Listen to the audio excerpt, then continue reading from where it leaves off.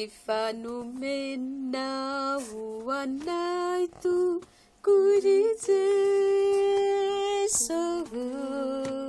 sy navelana hoe tiany fiadanana izany foko dia itera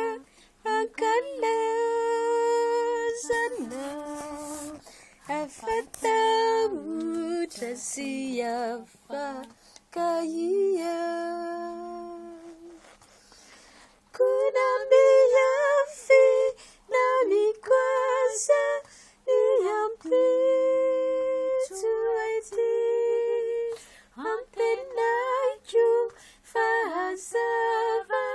sy amiratrery satria Jesono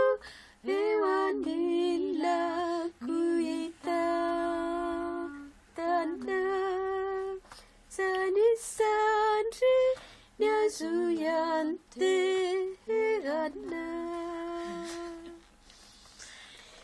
izay manorina ny fiaina eo aminao mananany fanorina nazo antoka fa izy kosa no atao hoe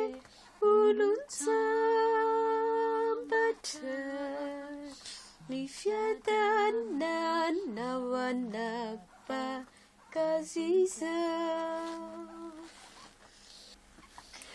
kuna miafy na minyaza ny ampy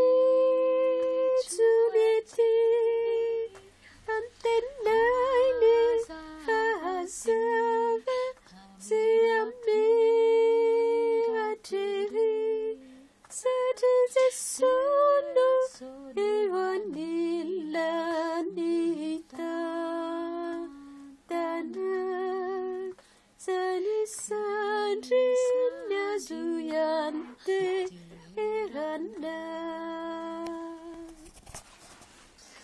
kuna miafy na mikwaza ny ampy tsoety ampenaiko fahazava sy amiratrery satria Jesono eo anilako hitantana zany sandry ny azo ianterana